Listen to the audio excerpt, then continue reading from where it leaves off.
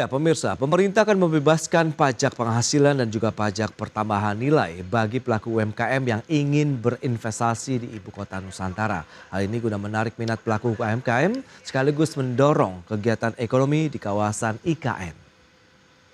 UKM yang berinvestasi di IKN ini nanti untuk PPH, PPN maupun PPH karyawannya itu memang akan dibebaskan untuk memberikan trigger ekonomi pada UKM-UKM yang ingin melakukan investasi di IKN.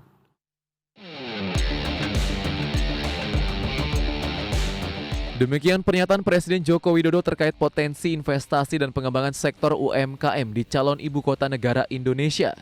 Melalui kebijakan bebas pajak penghasilan atau PPH dan pajak pertambahan nilai atau PPN, diharapkan mampu menarik minat pelaku UMKM nasional untuk berinvestasi dan mengembangkan usaha di calon ibu kota negara Indonesia yang baru tersebut.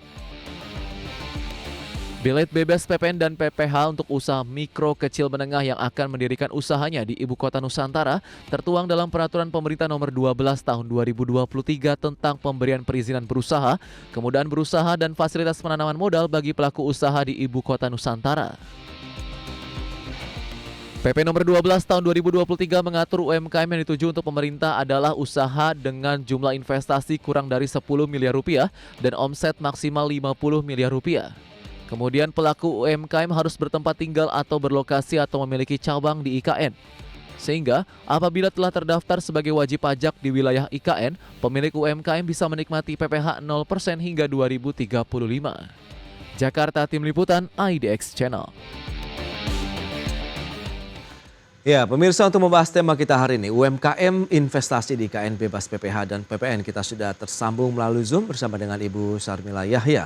Beliau adalah Ketua Komite Tetap Kewirausahaan Kadin Indonesia. Selamat pagi, Ibu Sarmila. Selamat pagi, Mas Prasetyo dan seluruh hadirin. Ya, salam sehat dan Happy New Year juga, Ibu Sarmila. Ya, Happy New Year. Semoga di tahun 2024 ini kita semua bahagia dan bisa mencapai target-target yang sudah kita tetapkan bersama. Ya. Baik, langsung saja kita akan review terlebih dahulu nih terkait dengan kinerja industri ataupun usaha UMKM di sepanjang tahun 2023. Apakah sesuai juga dengan harapan dari teman-teman pelaku usaha UMKM dan juga Kadin Indonesia, Bu? Ya, Mas Prasetyo, menarik sekali ya. Kita ini baru saja memasuki masa endemi karena di 2023 itu masih ada masa pandemi hingga tanggal 21 Juni 2023 itu kan masih pandemi masih berlangsung. Oleh karena itu praktis para UMKM atau para pengusaha yang semua sektor ini memasuki masa endemi ini dari mulai Juni sampai Desember ini. Sehingga keadaan ekonominya bagus ya, mereka pergerakannya mulai berbenah lah untuk mau memulai start lagi. Jadi 6 bulan ya praktis para UMKM Indonesia ini mulai lagi menggerakkan ekonomi di Indonesia. Dan yang menarik sebenarnya ada satu format baru sekarang ini di klasifikasi di UMKM itu. Dulu ya, kalau dulu definisi UMKM yang lama itu usaha mikro itu asetnya maksimal 50 juta. Nah, di definisi yang baru UMKM sekarang ini di masa endemi ini itu modal usaha aset itu tidak lagi termasuk dalam tanah dan bangunan sebagai tempat usaha, kita tidak lagi dihitung. Jadi modal usaha itu jadi usaha mikro itu dia modal usahanya itu 1 miliar dan penjualan tahunannya 2 miliar. Itu yang disebut dengan usaha mikro. Kemudian usaha kecil dulu itu 50 sampai 500 juta asetnya itu disebut usaha kecil. Nah, sekarang modal usaha itu tidak termasuk tanah dan bangunan juga sebagai tempat usaha, tapi modal itu benar-benar dalam bentuk uang ya, itu sebesar 1 sampai 5 miliar. Kemudian usaha menengah itu 5 miliar sampai 10 miliar. Itu modal usahanya. Omsetnya kalau usaha kecil itu 2 miliar sampai 15 miliar itu disebut dengan usaha kecil. Kalau usaha menengah 15 miliar sampai 50 miliar omset tahunannya. Dan usaha besar itu pastinya di atas 50 miliar per tahun. Jadi ada perubahan ini Mas Prasetyo dalam klasifikasi UMKM di Indonesia per hari ini. Gitu Mas Prasetyo. Ada Baik. perubahan ya gitu. Oke, itu dia terkait dengan perubahan klasifikasi UMKM begitu yang baru. Tapi kalau kita lihat dari sisi industri UMKM atau usaha UMKM ini kan dana kredit usaha rakyat juga masih menjadi andalan begitu ya untuk bagaimana mereka bisa mendapatkan modal begitu melakukan usaha. Dan data begitu dari awal Januari sampai dengan 26 Desember 2023 penyalurannya sudah mencapai 255,8 triliun rupiah kepada 4,57 juta debitur dengan tingkat NPL itu di level 2,03%. Dan ini berarti di bawah rata-rata dari NPL gross nasional ya yang tercatat sekitar 2,42%. Nah ini seperti apa realisasinya di lapangan kalau menurut pandangan dari Bu Sarmila begitu, apakah sudah sesuai atau belum? Iya Pak, KUR tetap berjalan ya. Dan saya melihat kalau KUR di BUMN itu ya bank-bank pemerintah atau bank-bank BUMN, Iya. mereka banyak berkolaborasi dengan sinergi dengan berbagai perusahaan binaannya atau relatednya. Seperti Bank BRI, mereka itu banyak menyalurkan KUR melalui ultramikro ya yang bawah 2 miliar kali omsetnya ya Mas, itu kerjasama dengan PNM dan Pegadaian. Saya melihatnya seperti itu. Nah kalau dari bank yang lain misalnya contohnya BCA, mereka banyak memberikan KUR kepada sektor perdagangan dan juga beberapa bank-bank lain yang penyalur KUR, mereka juga umumnya pada sektor industri, perdagangan, dan juga usaha umumnya kelas menengah, kelas kecil sampai mikro lah mereka semuanya KUR itu. Oke. Nah yang terbaru nih tadi sudah disampaikan oleh Presiden bahwa pemerintah juga akan membebaskan kewajiban membayar pajak penghasilan, kemudian pajak pertambahan nilai atau PPN bagi pelaku UMKM yang ingin berinvestasi di IKN. Nah ini bagaimana? Apakah bisa menjadi sweetener juga nih buat pelaku UMKM untuk bisa memulai usaha mereka nanti di IKN?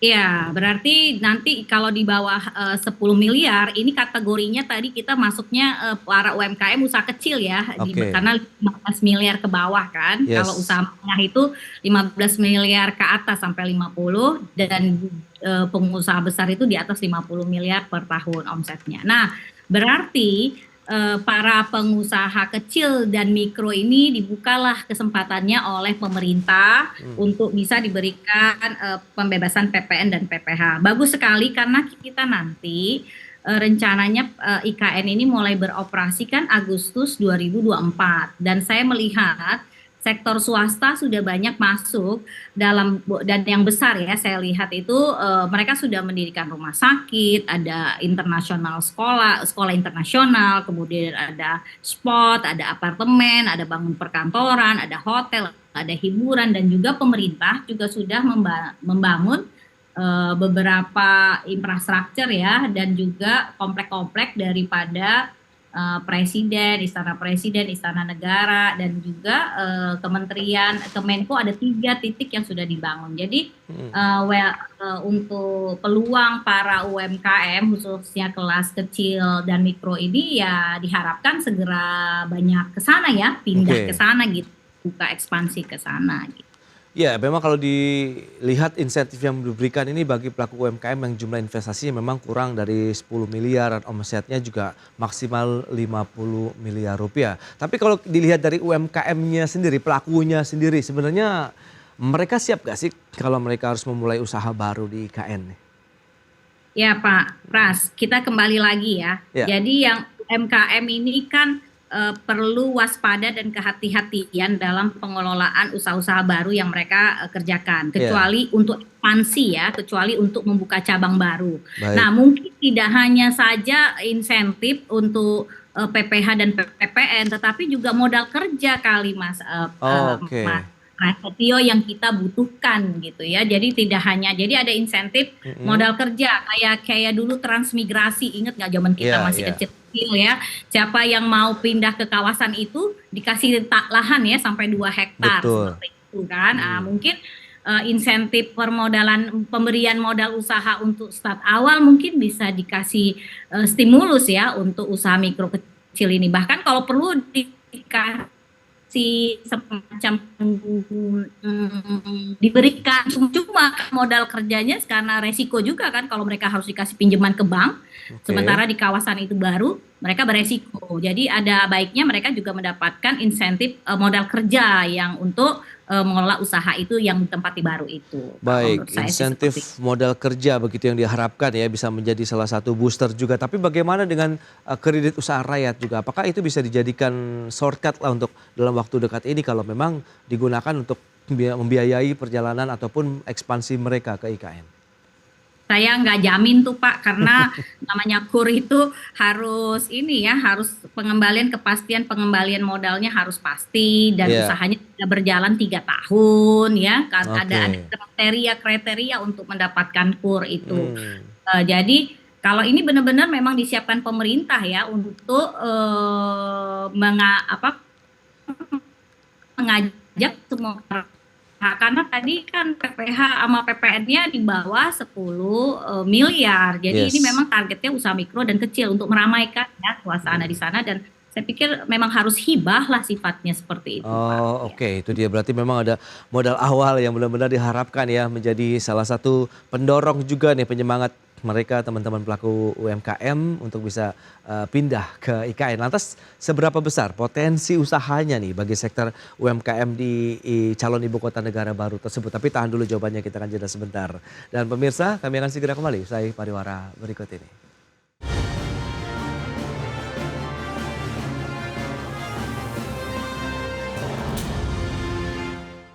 Ya, pemirsa, Kementerian Koperasi dan UKM mengklaim berhasil menjalankan transformasi koperasi dan UKM di sepanjang tahun 2023. Kemenkop UKM akan melanjutkan capaian tersebut, terutama dalam meningkatkan daya saing dan daya tahan koperasi dan UMKM menuju Indonesia Emas tahun 2045 mendatang. Menteri Koperasi dan UKM Teten Mas Duki mengklaim pihaknya sudah mencapai target kinerja tahun 2023 khususnya dalam proses pemulihan ekonomi nasional pasca COVID-19 dan menyiapkan transformasi koperasi dan UKM agar memiliki daya saing dan daya tahan menuju Indonesia Emas 2045. Teten menambahkan Kemenkop UKM sudah menyiapkan sejumlah strategi untuk meningkatkan peran koperasi dan UKM di tahun 2024, diantaranya pengembangan ekonomi biru atau aquaculture dan ekonomi hijau atau agriculture yang menjadi salah satu keunggulan domestik Indonesia. Pengembangan aquaculture dan agriculture diharapkan memberikan nilai tambah pada produk pertanian dan perikanan melalui hilirisasi. Selain itu, Kemenkop UKM juga akan melakukan pengembangan digitalisasi di sektor hulu termasuk inovasi pembiayaan. Hal ini untuk mempermudah UMKM dan koperasi dalam mendapatkan akses permodalan melalui kredit scoring. Fokus pada pengembangan ekonomi adalah ekonomi biru, aquaculture, dan ekonomi hijau, agriculture. Kenapa di dua sektor ini adalah keunggulan domestik kita. Tren konsumsi terus tumbuh, menggerak lebih luas lapangan pekerjaan dan hilirisasi akan memberikan nilai tambah pada produk pertanian dan perikanan kita. Sementara itu, peningkatan daya saing UMKM melalui transformasi digital telah mencapai 22,82 juta UMKM yang onboarding di sistem digital. Kemenkop UKM juga fokus pada penguatan regulasi perkoperasian agar tercipta koperasi yang adaptif melalui RUU Perkoperasian. Nantinya, pengawasan koperasi juga melibatkan OJK terutama terkait rencana dibentuknya lembaga penjamin simpanan bagi koperasi. Dari Jakarta, Adi Firmansyah, IDX Channel. Ya, pemirsa, kita lanjutkan kembali perbincangan bersama dengan Ibu Sarmila Yahya, Ketua Komite Tetap Kewirausahaan KDIN Indonesia. Baik, Ibu Sarmila, kita akan lanjutkan kembali. Ini menarik kalau kita lihat potensinya, lantas seberapa besar sih potensi yang bisa dicapai begitu bagi pelaku UMKM dalam mengembangkan usaha mereka di calon ibu kota baru Indonesia itu? Ya, menurut saya Mas Prasetyo, untuk menghadapi 2045 tepatnya 100 tahun ya kemerdekaan Indonesia itu ekonomi hijau, ekonomi biru, digitalisasi itu keniscayaan ya, satu keharusan. Iya. Itu ada IKN ataupun tanpa IKN itu harus ada gitu ya, harus ada karena memang tantangan global kita sudah seperti itu. Dan Indonesia itu kaya dengan source-source yang disebutkan tadi, dengan ekonomi hijau atau agriculture, ekonomi biru dengan kelautannya, aquaculture ya. Jadi potensi-potensi ini, transformasi ini sudah mengarah ke situ. Saya senang sekali dan ini mendapat dukungan dari pemerintah. Memang harusnya kita semua berkiblat ke utama itu dalam sustainable daripada ekonomi kita ke depan. Jadi artinya persiapan untuk mencapai di saat Indonesia emas itu 100 tahun ke depan ya, program-program usaha-usaha kita untuk sustainable ekonomi kita mengarah kedua itu memang sudah sepatutnya dan seharusnya ya. Jadi ada hilirisasi, ada digital gitu ya. Saya mendukung sih Pak itu secara umum. Oke. Dan itu juga bisa diejawantahkan begitu di IKN nanti begitu pada saat pengembangan UMKM di sana. Iya Pak. Jadi IKN itu mereka itu kan di sana itu ada tantangan baru ya, di mana kawasan itu tuh bagus banget di bidang ekonomi hijau ya. Ekonomi hijaunya lebih dominan daripada yang lain. Dan hilirisasi, digital itu juga bisa dilakukan di sana. Saya melihat ya potensi-potensi apa saja sih bisa kita kawasan itu bisa hidup. Yang pertama itu saya melihat di sana itu akan terbentuk namanya green economy. Jadi berbagai ekonomi yang bisa di-create dari green ya. Green yang tadi disebut dengan Pak Teten tadi itu adalah agriculture, itu bisa banget dibuat di sana. Kemudian sektor-sektor digitalisasi juga bagus banget di sana karena nanti ada di sana kan pakai EV, pakai digital, pakai semua yang tidak ada modernisasi lah, kawasannya sangat modern. Kemudian yang ketiga adalah saya melihat di IKN itu sektor-sektor industri keuangan bagus banget ya kalau dibuka di sana. Jadi pusat-pusat keuangan berbasis teknologi itu nanti bisa base-nya di IKN. Dan saya melihat juga situ ada bisa namanya kita bisa bikin namanya green entertainment. Jadi bisa bikin semacam kawasan-kawasan untuk pelajaran-pelajaran ya, untuk entertainment tentang green, untuk menguatkan daripada green economy itu gitu Pak. Itu ada beberapa potensi yang bisa digali di sana. Lantas untuk UMKM-nya sendiri selain bebas PPH, PPN begitu. Anda tadi kan menyebutkan kan ada insentif lah dari modal yang bisa didapatkan. Nah ini seberapa besar sih modal yang mungkin bisa diberikan oleh pemerintah nantinya kalau kita ingin memulai usaha di sana? Ya, jadi kalau saya mengusulkan Pak, mungkin pemerintah bisa memberikan insentif misalnya kepada 1.000, 2.000, 3.000, 10.000 UKM yang mau hijrah mau berpindah ke mengembangkan usahanya di IKN.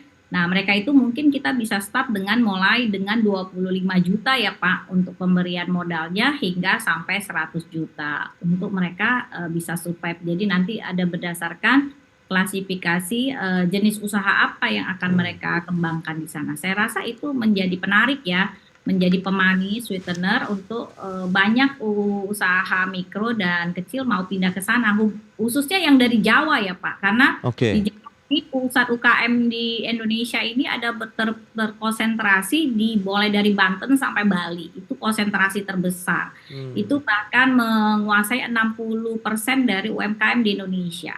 Nah kemudian yang kedua baru Pulau Indonesia Barat, itu dari mulai Aceh sampai Lampung. Kemudian yang terakhir adalah Indonesia Timur. Nah, bagaimana teman-teman yang ada di Pulau Jawa ini dari Banten sampai Bali bisa mengembangkan usahanya dan mau ekspansi ke sana ya, ke IKN itu, saya memprioritaskan teman-teman yang ada di Jawa ya untuk pindah ke sana. Oke, itu dia. Rentangnya 25 juta sampai dengan 100 juta. Tapi apakah ini nanti coba dikomunikasikan Kadin Indonesia kepada pemerintah begitu. Jadi selain ada PPH dan PPN yang dibebaskan, ternyata ada insentif berupa uang modal kerja juga nih, Bu Sarmila. Iya Pak, Ya. Karena pengalaman saya melihat ya pemberian permodalan dalam bentuk misalnya mesin-mesin ya kepada UKM itu, mereka banyak juga tuh mesin-mesin jadi terkendala ketika mereka tidak diberikan dana-dana support terhadap berjalannya mesin itu, misalnya uang bensin, uang listrik, tenaga itu. Akhirnya mangkrak itu apa namanya programnya ya karena tidak satu paket begitu ya. Oke, itu dia bisa jadikan pengalaman begitu ya. Sehingga diharapkan tahun 2024 ini jadi momentum juga nih untuk kebangkitan UMKM nanti di IKN begitu dengan beragam insentif yang diberikan oleh pemerintah. Ibu Sarmila, terima kasih banyak atas waktu dan sharing yang sudah Anda sampaikan kepada pemirsa pada hari ini. Selamat melanjutkan aktivitas Anda kembali. Salam sehat, Bu Sarmila. Makasih Mas Pras, makasih IDX Channel, terima kasih. Baik pemirsa, 1 jam sudah saya menemani Anda dalam Market Review. Saya Prasetyo Wibowo beserta kerabat kerja yang bertugas undur diri. Terima kasih dan sampai jumpa.